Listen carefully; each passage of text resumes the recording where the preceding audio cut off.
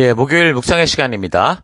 하나님은 우리에게 신이 아니라 아버지가 되기 원하신다. 하나님은 우리에게 신이 아니라 아버지가 되기 원하신다. 자, 이런 제목으로 오늘 묵상 또 함께 나누겠습니다. 자, 우리는 지금 출애굽기 19장의 역사, 그러니까 홍해를 건너 구원된 백성들이 약속의 땅 가나안과는 완전히 이 반대 방향의 시내산에 도착해서 하나님께서 그 백성들과 언약을 맺으시는 그 하나님의 부르심에 대해 우리가 지금 계속 살펴오고 있습니다. 그러니까 하나님께서 출애굽한 백성들을 사명의 땅 가나안이 아니라 먼저 시내산으로 부르신 그 초대의 의미를 아주 깊이 있게 바르고 온전하게 우리가 깨달을 수 있어야 된다고 그랬죠. 그래서 우리 교회에서는요, 이런 원리를 좀 적용해서 교회 소개반이라는 걸 합니다. 그러니까 우리 교회가 어떤 교회고 왜 존재하고 하나님 주신 이 약속을 어떻게 이루어가는가라는 것들을 어떻게 사명을 따라가는가라는 걸 먼저 말해주는 거거든요. 그래서 이 소개반을 들은 분들이 먼저 이 교회가 존재하는 이유를 알고 그 다음에 이들이 우리가 하나님께 부름을 받아 이것을 이루어가는 방법에 대해서 듣고서 그리고 나서 이제 우리가 한 교회로 함께 한 길을 걷자라고 할 때 교회에 이제 가족이 되고 가족이 됐다라는 것은 뭐예요? 함께 책임을 공감하는 또 혜택을 누리는, 그러니까 서로의 책임과 의무, 혜택을 누리는 그런 자리로 나아갈 수 있도록 그렇게 하고 있죠. 지금 이 신내산 언약의 의미가 바로 이런 거라고 저는 생각을 합니다. 여러분, 사람들이 한 회사에 들어간다고 그렇잖아요. 한 회사에 들어갔을 때 그 회사가 어떤 회사인지 알고 무엇을 위해 일하며 나는 뭘 할 건지 이걸 알아야 되잖아요. 그래서 이제 그 회사가 내가 들어가서 잘할 수 있는 회사인지 아닌지 분명히 보고 그다음에 의사를 밝히고 그리고 그 회사에 들어가면 또 함께 한 식구가 돼서 열심히 일하게 되는 거 아닙니까? 상식인 거죠.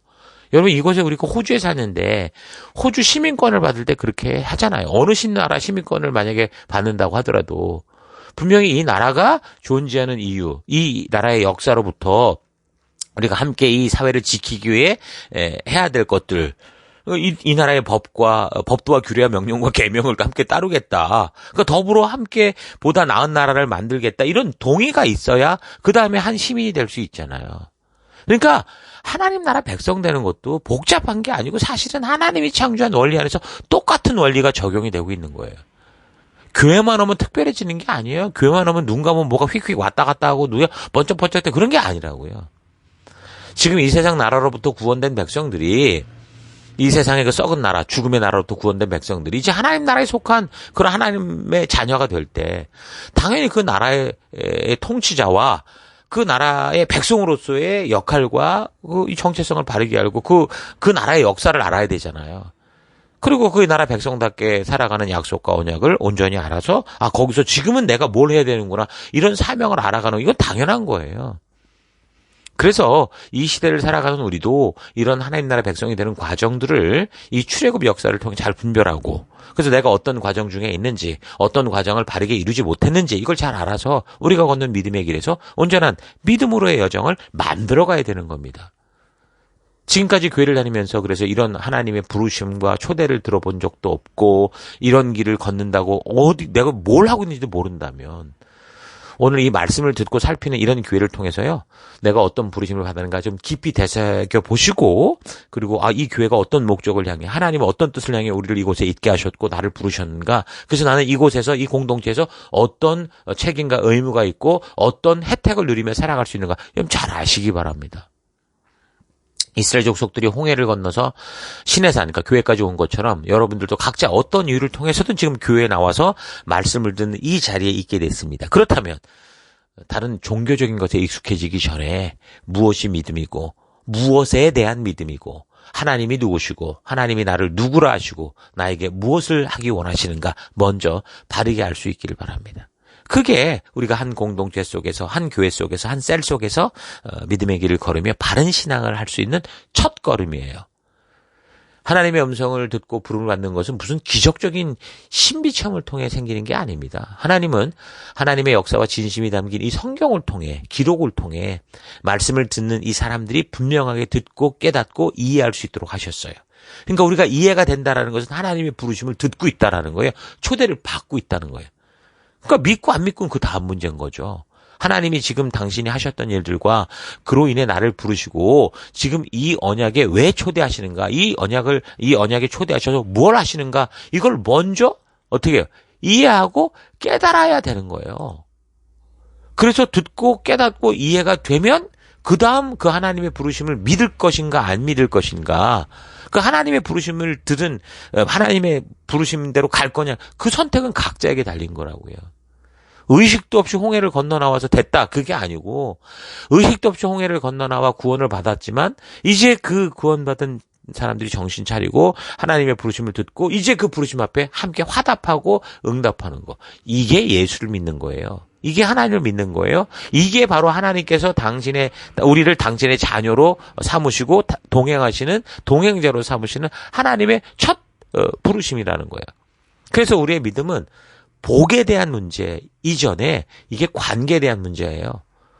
복이라는 것을 믿기로 뭐 자기 종교에 이끌고 하는 게 전부 이방 우상들 아닙니까? 심지어 요즘 교회도 다 복 이런 얘기 얼마나 많이 합니까? 이건 다 부패하고 타락한 인간들의 모습이에요. 하나님은 이 교회를 복 때문에 만든 게 아니라고요.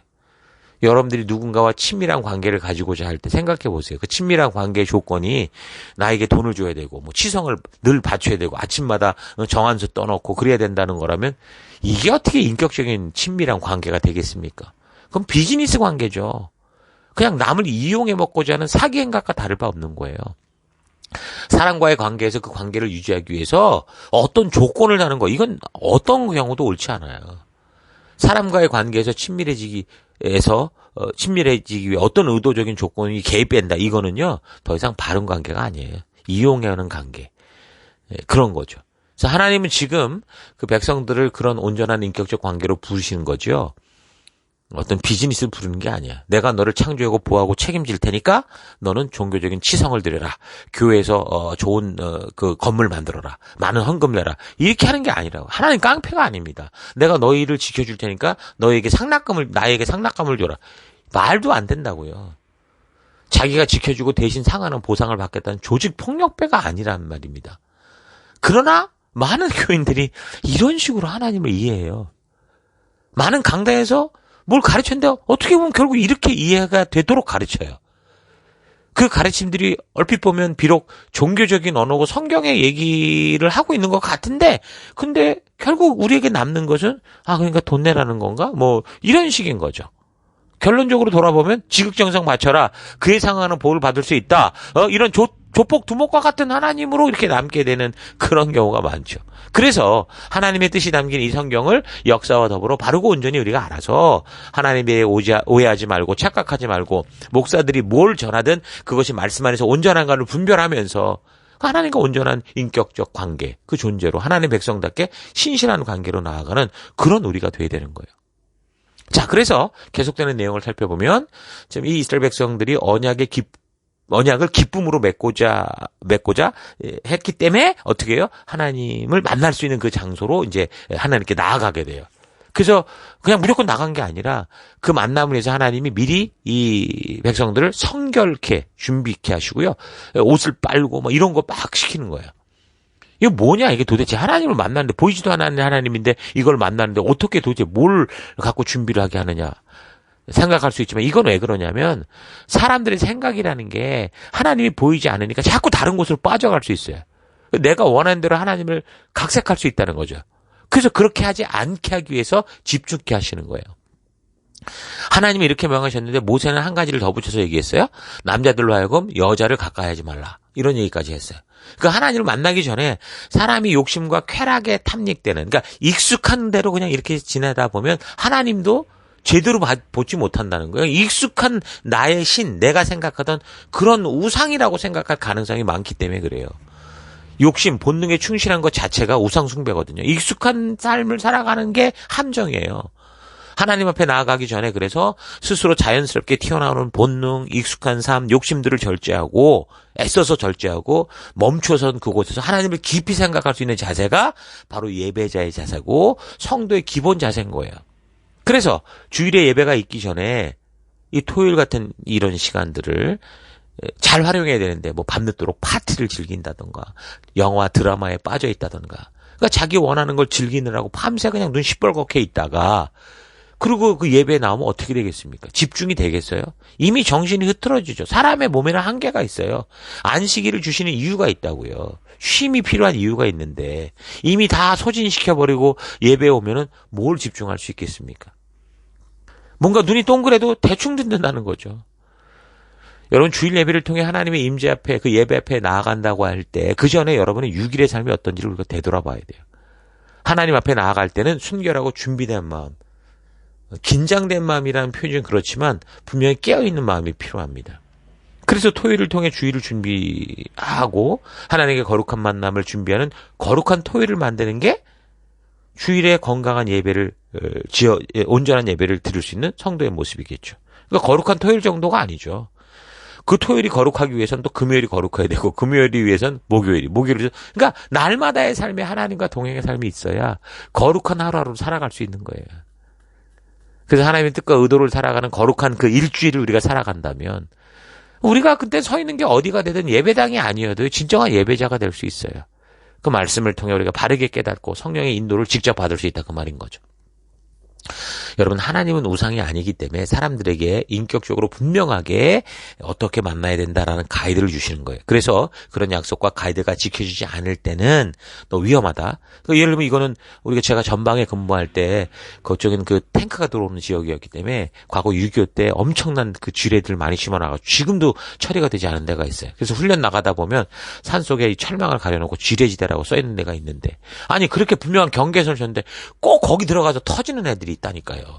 그러니까 그런 게 안 된다. 하나님이 지금 우리에게 이런 가이드를 주시는 건 그런 거예요. 이 선을 넘어서면 죽는다라고 말하는 거지.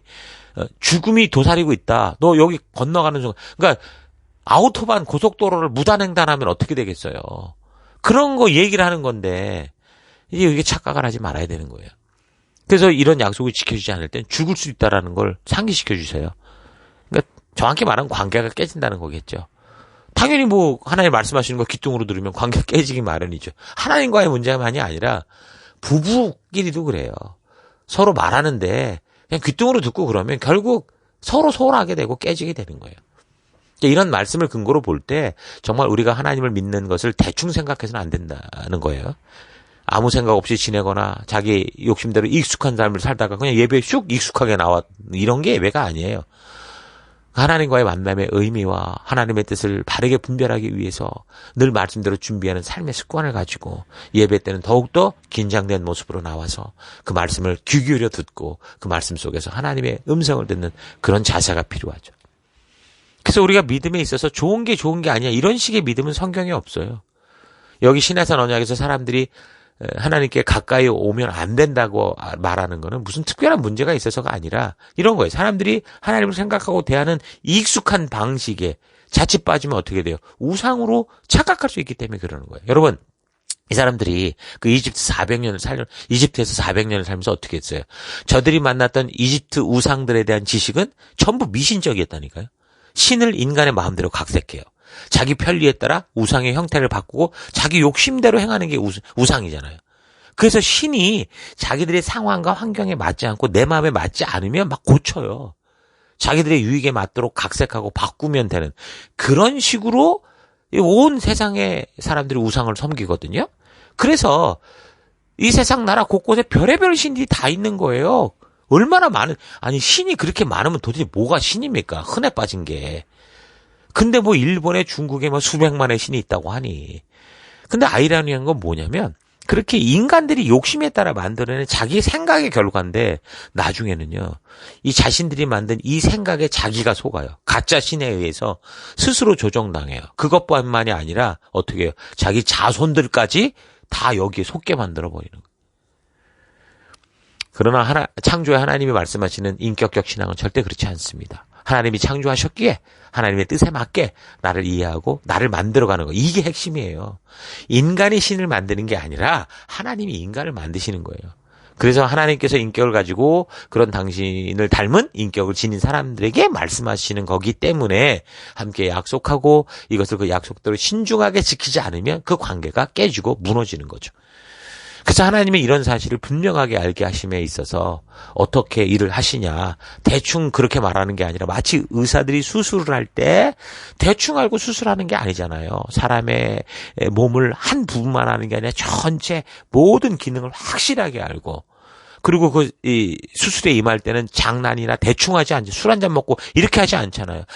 아주 신중하게 깨어서 그런 이 생명을 수술하는 것과 같이 그렇게 하나님이 우리를 위해 일하신다라는 거. 여러분 잊지 마시기 바랍니다. 자, 오늘 하루 살아계시지만 우리 눈에 보이지 않는 하나님이시기에 눈으로 보아야 믿을 수 있는 본능적인 인간인 나는 하나님을 내가 생각하고 상상하는 대로 기대하고 만들어 오고 있지 않았나. 아니면 보이지는 않아도 살아계심을 말씀하여 주시는 이 성경을 통해 하나님의 실존을 믿으며 그래서 그 말씀을 따라 하나님 나라 백성다운 삶을 살아왔는가 좀 잘 되돌아보고 숙고해 볼 수 있길 바랍니다. 하나님은 우리가 우리의 생각대로 각색하고 내가 원하는 형태로 만들어낼 수 있는 우상이 아닙니다. 인간의 목적과 편리를 따라 신을 만들어내고 자기들이 원하는 대로 무지한 대중들을 조종하고 원하는 것을 빼앗아내고자 종교적 규칙을 만들고 그렇게 인간의 욕심을 채우기 위해 만든 종교적 규칙을 마치 신의 명령인 것처럼 그렇게 대중들에게 요구하며 거짓을 저질러 버리는 게 바로 우상숭배라는 거예요.